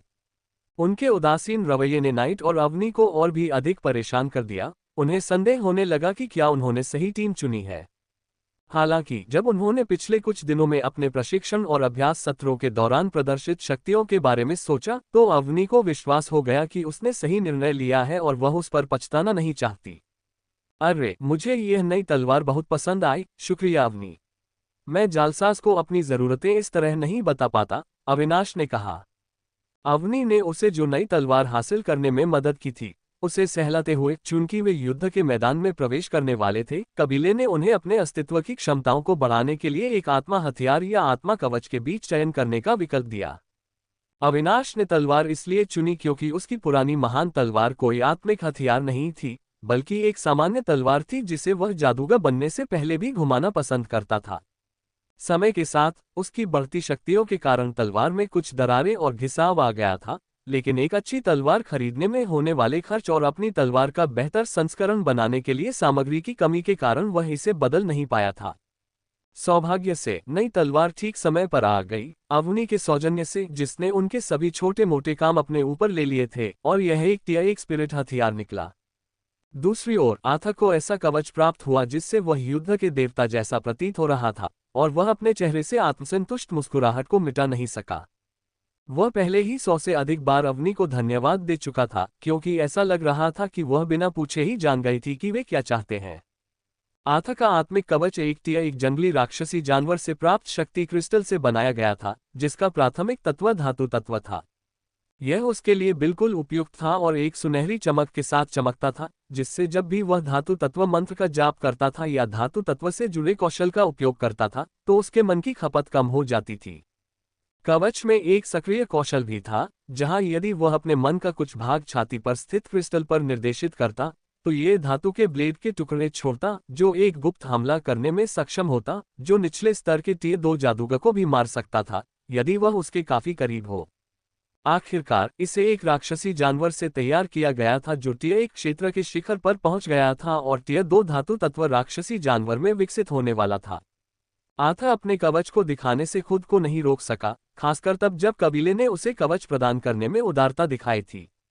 प्रशिक्षण के इन कुछ दिनों में उन्होंने महसूस किया कि कवच ने उनके हमलों को और अधिक घातक बना दिया है, तथा उनके द्वारा इस्तेमाल किए जाने वाले किसी भी हथियार को धातु तत्व की सुनहरी चमक से ढक दिया है और उनकी तीक्ष्णता को बढ़ा दिया है। यदि वह तलवार बनाने के लिए अपने धातु तत्व का उपयोग करता, तो उसकी क्षति दोगुनी हो जाती। तुम्हारी बदबूदार तलवार की कौन परवाह करता है, मेरा कवच अभी भी सबसे अच्छा है, आथा ने घमंड में अपनी नाक उठाते हुए अविनाश से गर्व से कहा। इतना गर्व महसूस करने की कोई जरूरत नहीं है। आप सभी को अवनी को इन्हें हासिल करने के लिए उसके प्रयासों के लिए धन्यवाद देना चाहिए, नाइट ने बीच में ही कहा। हालांकि ये निर्विवाद है कि मेरा लबादा अभी भी सबसे अच्छा है। शुरू में तो नाइट एक बुजुर्ग की तरह लग रहे थे जो बच्चों को नियंत्रित करने की कोशिश कर रहे थे, लेकिन अचानक उन्होंने यूटर्न ले लिया और अपने स्वयं के स्पिरिट उपकरणों की प्रशंसा करने लगे। इधर आओ, मुझे तुम्हारी गांड पर थप्पड़ मारने दो, छाया लड़के, आथा ने गुस्से में कहा। उसे नाइट के लबादे से जलन हो रही थी, जिसने उसे पूरी तरह से ढक रखा था। इस लबादे के साथ वह आसानी से अपने डूबती छाया मंत्रों को डाल सकता है और अविश्वसनीय रूप से मजबूत हो गया है। अल्पविराम, उसके प्रत्येक छाया मंत्र की शीतलता कम हो गई थी और लबादा ने उसके मन की खपत को भी कम कर दिया था। क्लोक की विशेषताओं ने आथा और अविनाश को नाइट के भाग्य पर और अधिक परेशान कर दिया। जिस जालसाज ने उसका गियर तैयार किया था, उसे क्लोक बनाते समय एक सफलता मिली, जिससे यह एक अद्वितीय 2 क्लोक बन गया। इसके उन्नयन और लाभ उनके अपने गियर और उपकरणों से कहीं अधिक थे, जिससे वे हर बार जब वह दिखावा करता था तो उसे हराना चाहते थे। वे आपस में प्रतिस्पर्धा कर रहे थे, इससे पहले कि वह कमीना बीच में आकर उनके सामने अपनी शान दिखाने का फैसला करता। लेकिन वे उसे जितना भी पीटना चाहते थे, उतना ही वे जानते थे कि जब तक वे पूरी ताकत से नहीं मारेंगे, उसे चोट पहुंचाना असंभव था। आरव ने उन्हें अपने आंगन में अपनी पूरी शक्ति का उपयोग करने के बारे में चेतावनी दी थी, क्योंकि वे उसके आंगन की क्षमता से अधिक शक्तिशाली होते जा रहे थे। उसने उन्हें बाहर निकालने पर भी विचार किया, लेकिन आथा के बेशर्म रवैये का असर अविनाश पर भी पड़ा, जिससे उन दोनों ने इनकार कर दिया। अब आरव 2 जादूगरों का पिता बन गया था जो बेघर बच्चों की तरह व्यवहार करते थे, और उसने अवनी और नाइट को भी अपने घर पर सोने की अनुमति नहीं दी, क्योंकि वह बेघर बच्चों की तरह व्यवहार करने वाले 2 और जादूगरों को लेने के लिए तैयार नहीं था। लेकिन फिर भी वे प्रशिक्षण के लिए हर दिन उसके आंगन में आते थे। आरव की प्रशिक्षण पद्धति के कारण अवनी और नाइट ने बहुत प्रगति की है। यद्यपि वे अगले चरण में आगे नहीं बढ़ पाए थे, लेकिन उन्हें लगा कि यदि उन्हें अपने अतीत से लड़ना पड़ा, तो उन्हें हराने में केवल कुछ ही चालें लगेंगी। उनकी युद्ध जागरूकता, शक्ति और जीवित रहने की क्षमताएं सभी बढ़ गई थीं। वे लीजन के साथ 3 दिनों के भीषण युद्ध सत्रों से गुजर चुके थे, जिसने उन चारों पर अपने सभी नए कौशल का परीक्षण करना सुनिश्चित किया, क्योंकि उन्होंने एक साथ उस पर हमला किया था। वे आरव को सर्वश्रेष्ठ शिक्षक के रूप में देखते थे, इस बात से अनभिज्ञ कि वह अपने सिस्टम का उपयोग उनके कौशल में सुधार की निगरानी करने तथा उन्हें उन कौशलों पर ध्यान केंद्रित करने के लिए कर रहा था जो स्तर ऊपर उठाने के करीब थे। जब भी वे प्रगति करते तो उसका श्रेय आरव की महान अंतर्दृष्टि को देते, और वह बेशर्म आदमी बिल्कुल भी परेशान नहीं होता, बल्कि एक रहस्यमय गुरु की तरह अपने सिस्टम का श्रेय लेता रहता। आरव ने अवनी की ओर देखा और पाया कि वह एक छड़ी पकड़े हुए थी। जबकि उसने नाइट को उसकी क्षमताओं को बढ़ाने के लिए एक छाया लबादा दिया था, उसने आथ को कवच दिया था ताकि वह रक्षा के लिए अतिरिक्त मैना का उपयोग किए बिना अधिक हमला कर सके। जहां तक अविनाश की बात है, उसने उसे एक नई शानदार तलवार दिलाई थी जो उसकी बढ़ती हुई शक्ति को संभाल सकती थी। हालांकि सबसे अजीब बात यह थी कि उसने अपने लिए एक छड़ी खरीद ली थी, लेकिन आरव को यकीन था कि वह अपने लिए इससे भी बदतर कोई चीज नहीं खरीद सकती थी, खासकर तब जब उसने उन सभी के लिए बेहतरीन उपकरण खरीद लिए थे। वैसे भी आरव को इस बात की ज्यादा चिंता नहीं थी कि उसने अपने लिए क्या हासिल किया है।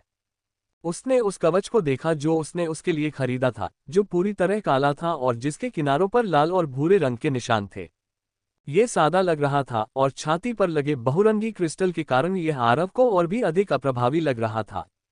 आरव ने अपना हाथ कवच पर रखा, क्योंकि जो अधिसूचना उसने पहले देखी थी वह एक बार फिर सामने आ गई। इस बार वह इसके लिए तैयार था। एक्स सिस्टम ने टियर 2 स्पिरिट कवच का पता लगाया है जिसमें अभी भी खामियां हैं। स्पिरिट कवच की मरम्मत के लिए 500 सिस्टम पॉइंट्स का उपयोग करें। YN इस क्षण में आरव को एहसास हुआ कि वह कितना कंगाल हो चुका था, क्योंकि अब तक वह सिस्टम पॉइंट्स को उनकी क्षमता को पूरी तरह समझे बिना ही जमा करता रहा था। उसे हमेशा लगता था कि उसके पास जो चाहे खरीदने के लिए पर्याप्त अंक हैं, लेकिन अब उसे एहसास हुआ कि वह कितना भोला था।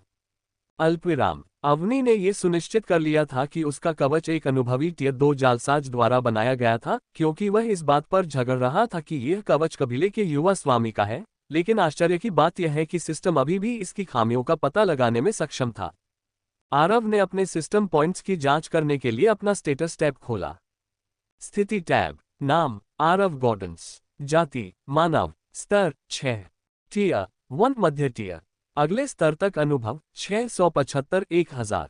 गुण ताकत 14 जोड़, चपलता 16 जोड़, धीरज 13 जोड़, मन 259/500, आत्मीयता पृथ्वी उच्च जोड़, अग्नि उच्च जोड़।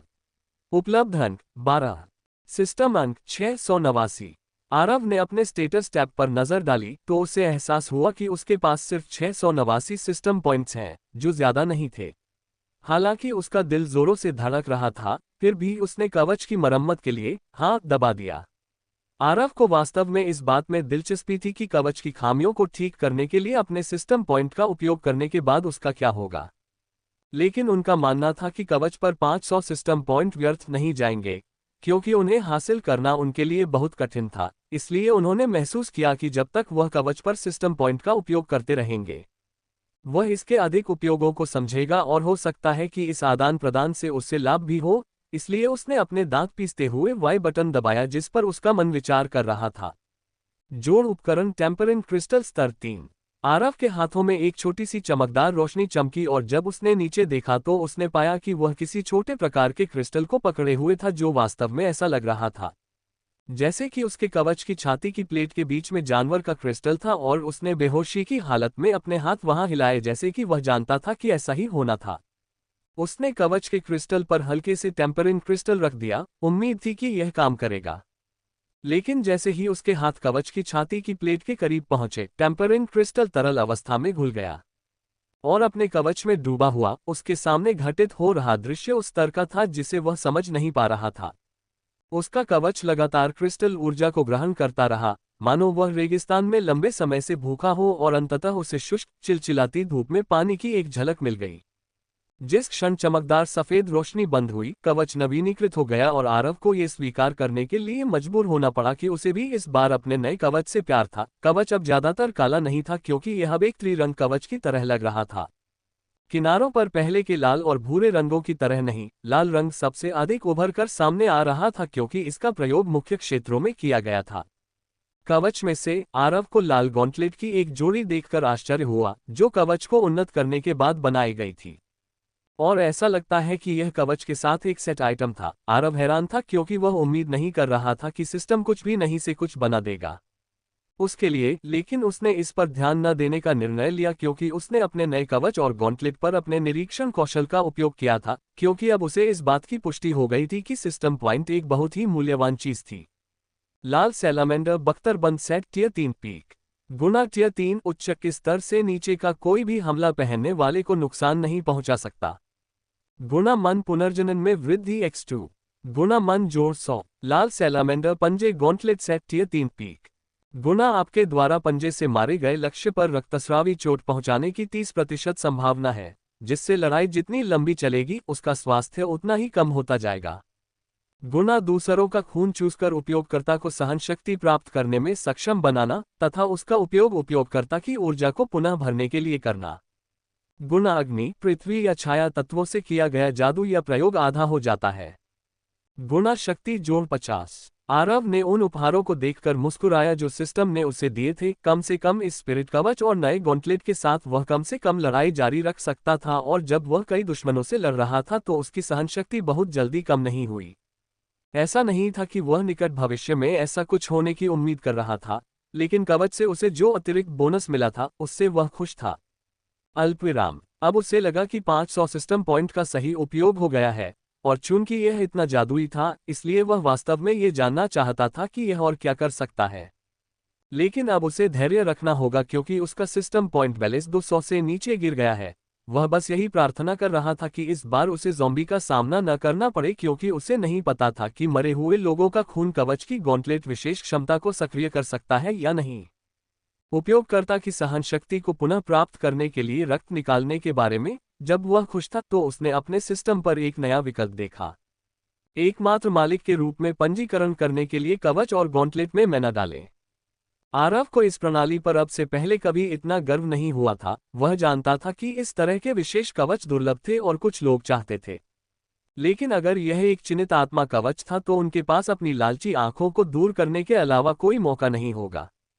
चिन्हित आत्मा कवच वे होते हैं जिन्हें केवल एक व्यक्ति ही पहन सकता है, सिवाय इसके कि मालिक स्वयं ही चिन्ह को हटाने का निर्णय ले, जैसे कि किसी स्थिति में जब उसकी शक्ति कवच के स्तर को पार कर जाती है तो वह इसे अपने बाद आने वाली अगली पीढ़ी के लिए छोड़ देता है। यदि मालिक को चिन्ह को साफ करने से पहले ही मार दिया जाता है तो हर कोई चिन्हित कवच या हथियार पर हाथ रखने के बारे में भूल सकता है, क्योंकि यह फट जाएगा या जीवन भर के लिए बेकार हो जाएगा, बस एक पुरानी विरासत के प्रदर्शन के रूप में उपयोग किया जाएगा।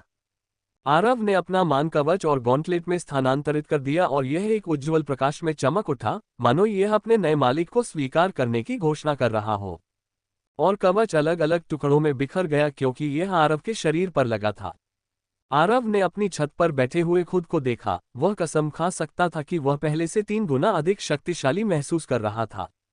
कवच और गॉन्टलेट बिल्कुल फिट बैठे जैसे कि यह उसके और केवल उसके लिए बनाया गया था, और तब आरव को एहसास हुआ कि वह हर समय अपने कवच को पहने नहीं रह सकता। वह इस बारे में बिल्कुल अनजान था कि कवच को कैसे हटाया जाए, और जैसे कि वह आरव के इरादों को समझ गया हो, वह उसकी त्वचा में धंस गया और ऐसे गायब हो गया जैसे वह कभी वहां था ही नहीं, जिससे आरव हैरान रह गया।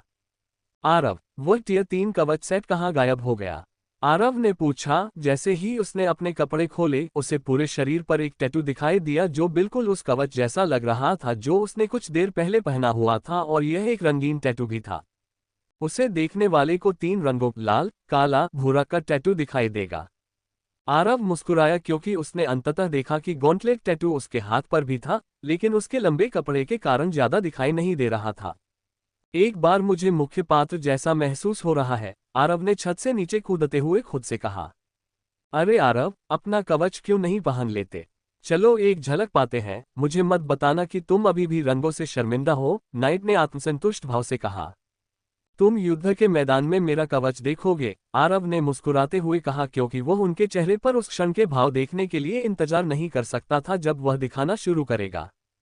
तुम्हें इसे गंभीरता से लेना होगा आरव। युद्ध का मैदान ऐसा है जहां सबसे ताकतवर भी मर सकता है अगर वे जरा सी भी लापरवाही करें। तुम्हें हमारे नेता के रूप में बेहतर पता होना चाहिए, अवनी ने अपने चेहरे पर हमेशा की तरह गंभीर भाव के साथ कहा।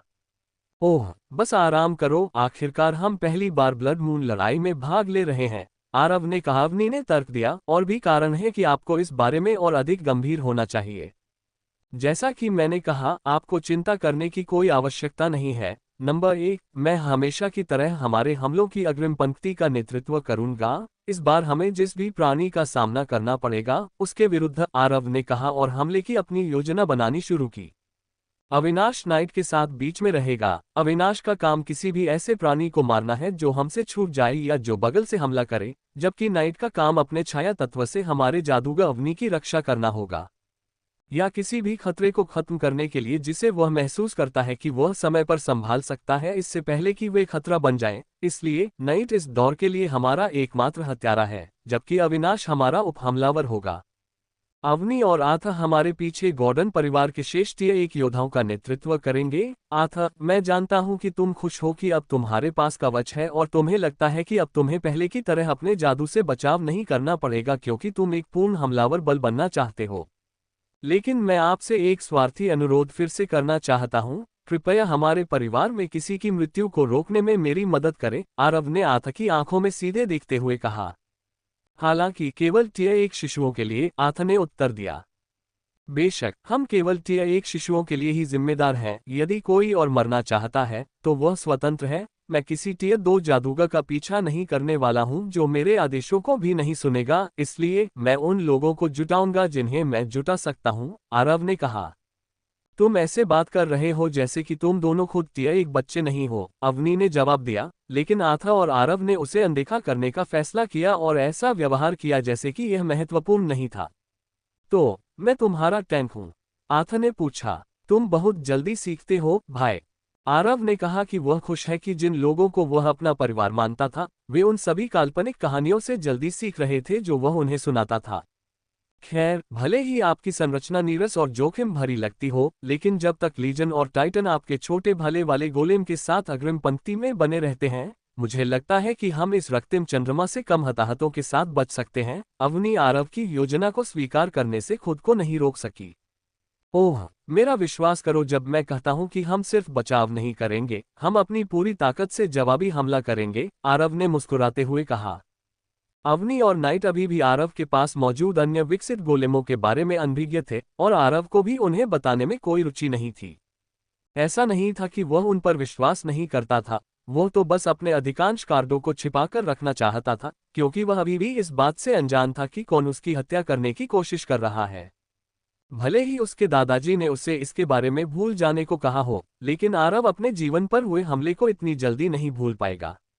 12:07 आरव और उसके भाई बहनों का समूह कुलपति की हवेली की ओर चल पड़ा, क्योंकि वे ड्यूटी पर जाने के लिए तैयार थे। आरव उनसे पहले अंदर गया और उसने देखा कि कबीले के कई अन्य जादूगर पहले से ही वहां मौजूद थे और इंतजार कर रहे थे। जैसे ही वे अंदर दाखिल हुए, सभी की निगाहें और ध्यान तुरंत उनकी ओर मुड़ गया। चूंकि आप सभी यहाँ हैं, इसलिए अब मैं अपना भाषण शुरू करूंगा। एक गहरी और गंभीर आवाज सुनाई दी। आरव और उसके गिरोह ने आगे देखा और ग्रैंड एल्डर को मंच पर खड़ा देखा जहां कुलपति को अपने विशिष्ट रूप से डिजाइन किए गए कर्मचारियों के साथ होना चाहिए था। उसने अपनी छड़ी को धीरे से जमीन पर थपथपाया और कमरे में फुसफुसाहट तुरंत बंद हो गई। मैं ऐसा करने के लिए क्षमा चाहता हूं, लेकिन मुझे आप सभी का ध्यान चाहिए, महापुरुष ने कहा। अवनी को अंदर ही अंदर पसीना आने लगा। वह हमेशा से जानती थी कि आरव के साथ जाने से उसे परेशानी होगी, लेकिन उसे यह नहीं पता था कि आरव के साथ जाने का फैसला करने के बाद वह इतनी जल्दी ही ग्रैंड एल्डर की नजरों में एक संभावित अपराधी बन जाएगी।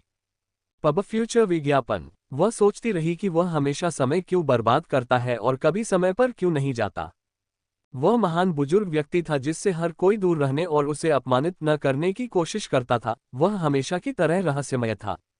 वह न केवल 7वें एल्डर ड्रीको के पिता थे, बल्कि वह गॉर्डन परिवार के कुलपति के दूसरे भाई भी थे। वह पूरे कुल में एकमात्र व्यक्ति था जो कुलपति को नहीं कह सकता था, क्योंकि उसकी स्थिति अडिग थी। उस समय अवनी के दिमाग में केवल यही बात आई कि बैठक में देर से पहुंचकर उसने खुद को उसके बुरे पक्ष में पहुंचा दिया है। वह महसूस कर सकती थी कि उस आदमी की नज़र उन पर पड़ गई है, जिससे वह पहले से भी अधिक घबरा गई। मुझे देखकर आपको इतना डरने की जरूरत नहीं है, और चिंता मत करो, मैं आपकी टीम को यहां तक पहुंचने वाले अंतिम व्यक्ति होने के लिए दोषी नहीं ठहराता। आखिरकार यह आपकी पहली रक्त चंद्रमा लड़ाई है, इसलिए मैं समझ सकता हूं कि आप सभी थोड़े घबराए हुए हैं, ग्रैंड एल्डर ने कहा। क्योंकि उन्होंने अनुमान लगाया था कि वे घबराए हुए हैं, इससे अवनी का मन शांत हो गया और उसने राहत की सांस ली। अब मुख्य विषय पर आते हैं। आप सभी यहाँ इसलिए हैं क्योंकि हमने आप सभी को इस रক্তিम चंद्रमा में भाग लेने के लिए भेजा है जो कुछ ही घंटों में होने वाला है। मैं चाहता हूँ कि आप कुछ जानें। ये संदेश वास्तव में नौसिखियों के लिए है, लेकिन यह अनुभवी शिकारियों के लिए भी बहुत महत्वपूर्ण है। ग्रैंडेल्डर ने आगे कहा, रक्त चंद्रमा हमेशा हर महीने में एक बार होता है। प्रत्येक महीने के आखिरी दिन ये वह समय होता है जब दूसरे आयाम के प्राणी अपने सबसे मजबूत होते हैं, और यह वह दिन भी होता है जब हमारी दुनियाओं के बीच प्रवेश द्वार को अवरुद्ध करने वाला स्थानिक अवरोध ढीला हो जाता है। इसलिए वे हमेशा इस अवसर का उपयोग हमारी दुनिया के लिए एक अंतरिक्ष द्वार खोलने और सभी प्रकार के अक्षम्य अत्याचार करने के लिए करते हैं, हत्या, लूटपाट और बहुत कुछ। लेकिन आप जानते हैं क्या, उन्हें पहले प्रतिबंधित किया गया था क्योंकि जब उन्होंने पहली बार हमारी दुनिया को जीतने के प्रयास में आक्रमण किया था तो मनुष्य उनसे कमजोर थे। तो उस समय के 5 प्राचीन कुल सम्राट एक साथ आए और दोनों दुनियाओं पर एक अभिशाप लगा दिया, जिसके तहत उन्हें हर महीने एक बार रसातल का सामना करना था, ताकि जब भी रक्त चंद्रमा हो हम उसकी तीव्रता का आकलन कर सकें और दूसरे आयाम से अंधेरे के प्राणियों के खिलाफ लड़ने के लिए इसी श्रेणी के योद्धाओं को भेज सकें। इसलिए जब भी रক্তিम चंद्रमा होता है तो अभिशाप प्रभावी हो जाता है, और अब इस हमले का स्तर एक कमजोर मध्यस्तरीय भीड़ है। इसका मतलब है कि सबसे खराब स्थिति जो हमें मिल सकती है वह दूसरे आयाम से एक टियर 6 प्राणी होगा, महान बुजुर्ग ने समझाया, जिससे कई लोग नई जानकारी सुनकर आश्चर्यचकित हो गए। उन्हें रক্তিम चंद्रमा के बारे में कुछ जानकारी तो रही होगी, लेकिन इतनी जानकारी पूर्ण नहीं।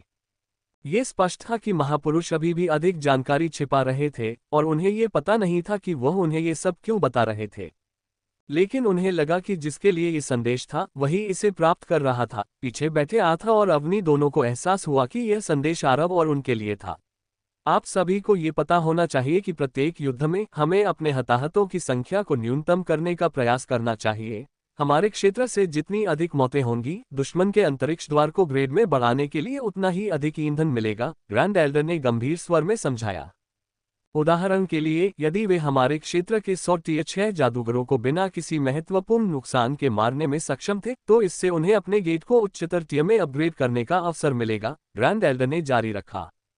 और यही वह बात है जिससे हर कोई बचना चाहता है। हमारा शहर हाई टियर गेट से होने वाले हमले का सामना नहीं कर सकता क्योंकि हम पूरी तरह से नष्ट हो जाएंगे। यदि ऐसा हुआ तो कुछ परिवार दूसरे शहर में स्थानांतरित होने पर भी विचार करेंगे। जरा कल्पना कीजिए कि यदि कुछ टियर 7 जीव उभर आए तो क्या अराजकता होगी। यह एक आपदा होगी, खासकर जब हमारे शहर में केवल 3 सार्वजनिक रूप से ज्ञात टियर 7 जादूगर हैं, ग्रैंड एल्डर ने चिंता से भरी आवाज में कहा। हमले पर लगाए गए अभिशाप ने ये सुनिश्चित कर दिया कि अंतरिक्ष द्वार के निश्चित स्तर से ऊपर के लोग सीधे भीड़ से भिड़ने में असमर्थ थे। यदि वे अभिशाप को तोड़ने में सफल हो जाते तो लड़ाई में उनकी शक्तियां गंभीर रूप से सीमित हो जाती और उन्हें फिर भी प्रतिकूल परिस्थितियों का सामना करना पड़ता। उदाहरण के लिए, गॉर्डन कबीले के कुलपति, जो कि टियर 7 जादूगर थे, को उच्च टियर जादूगर माना जाता था, और इस प्रकार उस परिणाम के लिए उसे मध्य स्तरीय अंतरिक्ष द्वार से निकलने वाले प्राणियों पर हमला करने से मना कर दिया गया। यदि वह इस प्रतिबंध का उल्लंघन करता है तो उसकी शक्तियां शीर्ष टियर 6 जादूगर के बराबर हो जाएंगी, और ब्लड मून के नियमों के विरुद्ध जाने के कारण उसे शक्तिशाली प्रतिक्रिया का सामना करना पड़ेगा। हालांकि इससे दूसरे आयाम के टियर 7 प्राणियों और जातियों पर कोई प्रभाव नहीं पड़ा, क्योंकि वे अपने अंतरिक्ष द्वार से बाहर आने के बाद किसी भी शहर पर हमला करने का विकल्प चुन सकते हैं। हालांकि इन प्राणियों को निम्न या मध्यम स्तर के जादूगरों की ऊर्जा में कोई रुचि नहीं थी। उन्होंने केवल उन शहरों को निशाना बनाया जहां टियर 7 जादूगरों की उच्च सांद्रता थी, और यही मुख्य कारण था कि जिस शहर में गॉर्डन परिवार का अंतरिक्ष द्वार स्थित था वहां केवल मध्य स्तरीय द्वार था। अब तक टियर 7 के प्राणियों द्वारा उन पर हमला करने में रुचि दिखाने की कोई घटना नहीं हुई थी। किसी शहर पर हमले का स्तर वहां मौजूद ताकतवर व्यक्तियों की संख्या पर निर्भर करता था। इन जादूगरों को मारने या खाने से दूसरे आयाम के प्राणियों को छलांग और सीमा से प्रगति करने की अनुमति मिली थी, इसलिए इससे शक्तिशाली मानव जादूगरों को खत्म करने के उनके जुनून को बढ़ावा मिला है ताकि वे अधिक मजबूत हो सकें। अपने अंतरिक्ष द्वार को मजबूत करना न केवल उन्हें मिलने वाला एकमात्र लाभ है, बल्कि यदि उनके अंतरिक्ष द्वार को उच्च स्तरीय 9 गिरोह के आदर्श स्तर तक उन्नत कर दिया जाए तो वे जब चाहे दुनिया पर आक्रमण करने का विकल्प चुन सकते हैं। ये दूसरे आयाम में रहने वाली सभी जातियों का सपना था, लेकिन शिखर पर केवल कुछ ही द्वार स्थिर हो पाए हैं, लेकिन वे केवल अपने स्वयं के कारणों से रक्त चंद्रमा के दौरान ही हमला करते हैं। इन द्वारों के आसपास के शहरों ने इनसे बचाव के लिए बड़ी सुरक्षा दीवारें बना रखी हैं। अकेले राजधानी के चारों ओर 5 शिखर द्वार हैं। आरव के परिवार ने कभी ऐसी घटनाओं की कल्पना नहीं की थी, क्योंकि इस समय वे शहर के लॉर्ड गार्ड्स का समर्थन करते हुए एक गेट को संभाल रहे हैं और यह अभी भी कठिनाइयों के साथ है। मैं आपको रक्त चंद्रमा के बारे में ज्यादा नहीं समझा सकता, लेकिन मैं चाहता हूं कि आप यह समझें कि यदि आप कभी भी वह लड़ाई हार गए, तो प्राणियों के पास रक्त चंद्रमा के बाद भी अपने अंतरिक्ष पुल को बनाए रखने के लिए पर्याप्त मैना होगी। यदि वे संसाधनों को जलाने के लिए तैयार हों तो उनके क्षेत्र से Tier 7 योद्धाओं को बुझने की अनुमति देना भी संभव हो सकता है, ग्रैंड एल्डर ने समझाया। उनकी आवाज ने उनकी रीढ़ में सिहरन पैदा कर दी और सभी को प्रेरित किया। और वे अपने Tier 7 प्राणियों के साथ शहर पर हमला करेंगे, आपके परिवार को मार देंगे और आपकी बेटियों को प्रजनन के लिए गुलाम बना लेंगे। हमारे शहर में अभी तक इस तरह के हमले को रोकने के लिए पर्याप्त Tier 7 जादूगर नहीं है। अब मैं आपसे पूछता हूं, क्या आप चाहते हैं कि हमारे शहर में ऐसा हो? बड़े बुजुर्ग ने दृढ़ निश्चय के साथ उग्रता से प्रश्न किया।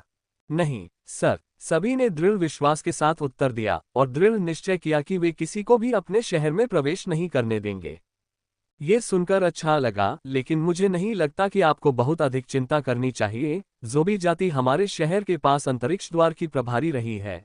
पिछले 5 रक्त चंद्रमाओं से हम पर आक्रमण कर रही है और हमने उन्हें कई बार हराया है। हमने गेट के स्तर को कम करके उसे कम खतरनाक मध्य स्तरीय गेट तक पहुंचा दिया है, ताकि यह सुनिश्चित हो सके कि उनके पास इतनी ऊर्जा न हो कि वे कई मध्य स्तरीय जीवों को उस पार भेज सकें। पिछली 2 लड़ाइयों ने ही हमारे कुलपति को सफलता दिलाई और वे Tier 7 के जादूगर बन गए। अर्थात हम उन्हें तब तक हरा सकते हैं जब तक कुछ भी गलत नहीं होता। हमारा सपना गेट को निम्न स्तरीय भीड़ के स्तर तक नीचे लाना है जब तक कि हम अंतरिक्ष गेट को तोड़ने में सक्षम नहीं हो जाते। अल्पविराम। तो फिर उनमें यहां मुंह दिखाने की भी हिम्मत नहीं होगी। क्या तुम सब समझ रहे हो? बड़े बुजुर्ग ने दृढ़ता से आवाज में पूछा। हाँ बड़े बुजुर्ग, वे सभी चिल्लाए। उस छोटी सी बातचीत के बाद उनका खून खौल उठा। उनके उत्साह से प्रसन्न होकर बड़े बुजुर्ग ने चारों ओर देखा। एक और जानकारी है, लेंजेट परिवार ने सुना कि हम निम्न स्तरीय जादूगर भेज रहे हैं और उन्होंने भी अपने जादूगर भेजने का निर्णय लिया, ग्रैंड एल्डर ने कहा। इस उम्मीद में कि हम इस युद्ध में एक साथ काम कर सकते हैं। आरव, क्या आप इसे स्वीकार करते हैं? बड़े बुजुर्ग ने अंततः आरव की आंखों में सीधे देखते हुए पूछा, ये दिखाते हुए कि उनका निर्णय आवश्यक था। उफ, मेरा काम का बोझ और बढ़ गया है। वे आवारा लोग अब हमारी रोशनी को मिटाने की कोशिश करने से खुद को नहीं रोक पा रहे हैं, क्योंकि उन्हें पता है कि हम भी रक्तिम चंद्रमा पर जा रहे हैं, आथ ने शिकायत की। यदि आरव सहमत होता तो इसका मतलब था कि उसे लेंजेट परिवार के Tier 1 जादूगरों की भी रक्षा करनी थी, और वह उनके शरारती रवैये और इस विश्वास के कारण उनसे घृणा करता था कि वे बाकी सभी से बेहतर हैं। इसलिए उन्होंने ऊंची आवाज में बात की, उम्मीद करते हुए कि आरव को इस मामले पर उनकी राय पता चल जाएगी। तुम्हें हस्तक्षेप करने की जरूरत नहीं है बेवकूफ। ये सवाल आरव के लिए था क्योंकि वह Tier 1 जादूगरों का नेता है, खासकर जब से हम उसकी राय सुनेंगे, इसलिए जनरल को फैसला करने दें।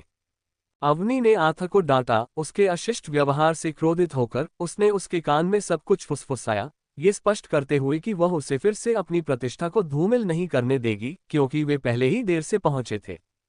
हम कोई बच्चों की देखभाल करने वाले नहीं हैं, आथ ने बहस जारी रखने के लिए तैयार होकर जवाब दिया।